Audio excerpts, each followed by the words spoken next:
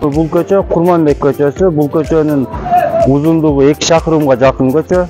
Ширинасы 14. Бул көчөдө деле Малаш көчөсүнө болгондой тротуары бар, освещениясы и лотоктору бар. Бул көчө 2 миллиардтын эсебинен болуп атат.